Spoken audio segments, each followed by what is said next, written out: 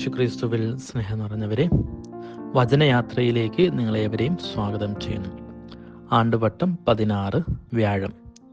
ഇന്ന് നമുക്ക് ധ്യാനിക്കുവാനായി ലഭിച്ചിരിക്കുന്ന വചനഭാഗം മത്തായിയുടെ സുവിശേഷം 13-ാം അധ്യായം 10 മുതൽ 17 വരെയുള്ള തിരുവചനങ്ങളാണ്. ഈ ഒരു വചനഭാഗത്തിൻ്റെ തലക്കെട്ട് ഉപമകളുടെ ഉദ്ദേശം എന്നാണ്. എന്നാൽ ഈ ഒരു വചനഭാഗം വായിക്കുമ്പോൾ നമുക്ക് മനസ്സിലാകുവാനായിട്ട് സാധിക്കുന്നത് യേശുക്രിസ്തുവിൻ്റെ ശിഷ്യന്മാരെ കുറച്ച് പ്രാധാന്യം കൽപ്പിച്ചുകൊണ്ട് പറയുന്ന ഒരു വചനഭാഗമാണ്. യേശുവിൻ്റെ ശിഷ്യന്മാർ യേശുവിൻ്റെ അടുത്തെത്തി അവനോട് ചോദിച്ചു, എന്തുകൊണ്ടാണ് നീ അവരോട് ഉപമകൾ വഴി സംസാരിക്കുന്നത്? അപ്പോൾ യേശുക്രിസ്തു അതിനുള്ള മറുപടി ഇപ്രകാരമാണ് പറഞ്ഞത്: നിങ്ങൾക്കാണ് സ്വർഗരാജ്യത്തിൻ്റെ രഹസ്യങ്ങൾ അറിയാൻ വരം നൽകപ്പെട്ടിരിക്കുന്നത്, അവർക്കാകട്ടെ നൽകപ്പെട്ടിട്ടില്ല. അങ്ങനെ പറഞ്ഞുകൊണ്ട് യേശു തൻ്റെ ശിഷ്യന്മാരെ കൂടുതൽ പ്രാധാന്യം കൽപ്പിച്ചുകൊണ്ട് പറയുകയാണ്. ഇവിടെ രഹസ്യം എന്ന സ്വർഗരാജ്യത്തിൻ്റെ രഹസ്യത്തെ പറ്റിയാണ് പറഞ്ഞു വയ്ക്കുന്നത്. ഈ രഹസ്യം എന്ന പദം ദാനിയേൽ പ്രവാചകന്റെ പുസ്തകത്തിലും കാണപ്പെടുന്നുണ്ട്.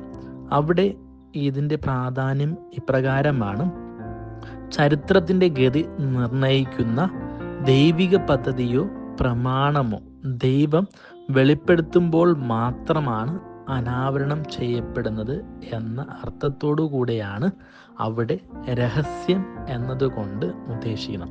അതായത് യേശുക്രിസ്തു ആർക്കാണോ, ദൈവം ആർക്കാണോ വെളിപ്പെടുത്തുവാനായിട്ട് ആഗ്രഹിക്കുന്നത് അവർക്ക് മാത്രമേ അത് നൽകപ്പെടുകയുള്ളൂ എന്ന ചിന്തയോടു കൂടെയാണ് അവിടെ ദാനിയേൽ പ്രവാചകന്റെ പുസ്തകത്തിൽ ആ രഹസ്യത്തെ പറ്റി പറഞ്ഞു വയ്ക്കുന്നത്.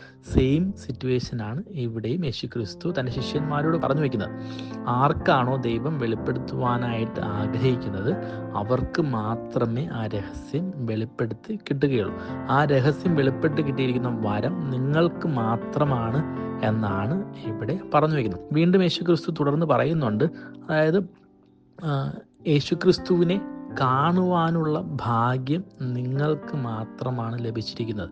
യേശുക്രിസ്തുവിൻ്റെ വചനം കേൾക്കുവാനുള്ള ഭാഗ്യവും നിങ്ങൾക്ക് മാത്രമാണ് ലഭിച്ചിരിക്കുന്നത് എന്ന് അവിടെ ഉറപ്പിച്ചങ്ങ് പറയുകയാണ്. യേശുക്രിസ്തു പറഞ്ഞു വയ്ക്കുന്നുണ്ട്. അതിനർത്ഥമെന്ന് പറയുന്നത് യേശുവിനോടൊപ്പം ചേർന്ന് നിൽക്കുന്ന വ്യക്തികൾ, യേശുവിൻ്റെ ശിഷ്യന്മാരായിട്ട് ആരൊക്കെയാണോ വരുന്നത് അവർക്കെല്ലാവർക്കും ആ ഭാഗ്യം ലഭിക്കുമെന്നാണ് യേശുക്രിസ്തു വ്യക്തമായിട്ട് പറഞ്ഞു വയ്ക്കുന്നത്. എന്നാൽ ഇവിടെ ഫരിസേയർക്കും മറ്റുള്ളവർക്കും യേശുക്രിസ്തുവിൻ്റെ ആ ഭാഗ്യം ലഭിക്കുന്നില്ല. യേശുക്രിസ്തുവിനെ തിരിച്ചറിയുവാനുള്ള ഭാഗ്യം ലഭിക്കുന്നില്ല. കാരണം അവർക്ക് കണ്ണ് ഉണ്ടായിട്ട് പോലും അവർ കണ്ണടച്ചു വെച്ച് കാണാതിരിക്കുന്നുണ്ട്, കാതുണ്ടായിട്ട് പോലും അവർ കേൾക്കുന്നില്ല.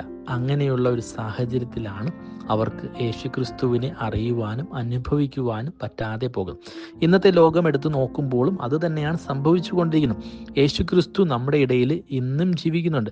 അപ്പത്തിൻ്റെ രൂപത്തിൽ എല്ലാ ദിവസവും നമുക്ക് എൻ്റെ മുന്നിൽ വച്ച് മുറിയപ്പെടുന്ന ക്രിസ്തുനാഥൻ നമുക്കായിട്ട് മുറിയപ്പെടുകയും എൻ്റെ ഉള്ളിലേക്ക് കടന്നു വരികയും ചെയ്യുന്നുണ്ട്. എന്നാൽ അത് തിരിച്ചറിയാത്ത ഒത്തിരി പേരുണ്ട്. ക്രിസ്തുനാഥനെ അനുഭവിക്കുവാത്ത, ക്രിസ്തുനാഥനെ അറിയാത്ത, ക്രിസ്തുനാഥനെ രുചിച്ചറിയാത്ത പലരും ഇന്നും ഈ ഭൂമിയിലുണ്ട്. ക്രിസ്ത്യാനികളായിട്ട് ജീവിക്കുന്നുണ്ട് എങ്കിൽ പോലും ക്രിസ്തുവിൽ വിശ്വസിക്കാത്ത ഒത്തിരി പേര് ഇന്ന് നമുക്ക് കാണുവാനായിട്ട് സാധിക്കുന്നുണ്ട്. ദേവാലയത്തിൽ പോകാത്ത ഒത്തിരി പേരെ നമുക്ക് കാണുവാനായിട്ട് സാധിക്കും. അങ്ങനെയുള്ള കുറേയധികം പ്രശ്നങ്ങളോടുകൂടെ ജീവിക്കുന്ന ഒത്തിരി അധികം പേരെ നമുക്ക് കാണുവാൻ സാധിക്കുന്നു. ഇവരെ പോലെയുള്ളവരെ നോക്കിയാണ് ക്രിസ്തുനാഥൻ പറഞ്ഞത്, കണ്ണുണ്ടായിട്ടും കാണുന്നില്ല, കാതുണ്ടായിട്ടും കേൾക്കുന്നില്ല. എന്നാൽ സ്വർഗരാജ്യത്തിൻ്റെ രഹസ്യം വെളിപ്പെടുത്തി കിട്ടിയിരിക്കുന്ന ചില ആളുകളുണ്ട്. അവർ ഭാഗ്യവാന്മാർ എന്നാണ് കർത്താവ് പറഞ്ഞു വയ്ക്കുന്നത്. അവരാണ് എൻ്റെ ശിഷ്യന്മാർ എന്നാണ് കർത്താവ് പറയുന്നത്. അതുകൊണ്ടാണ് ക്രിസ്തുനാഥൻ ഉപമകൾ വഴി സംസാരിക്കുന്നത്. ആരാണോ യേശുവിൻ്റെ ശിഷ്യൻ അവർക്ക് മാത്രമാണ് ആ രഹസ്യം വെളിപ്പെടുത്തി കിട്ടുക. ആയതിനാൽ നമുക്കെല്ലാവർക്കും ക്രിസ്തുനാഥൻ്റെ ശിഷ്യനായിട്ട് മാറുവാനായിട്ട് ആത്മാർത്ഥമായിട്ട് പരിശ്രമിക്കാം. ദൈവം നമ്മെ സമൃദ്ധമായി അനുഗ്രഹിക്കുമാറാകട്ടെ.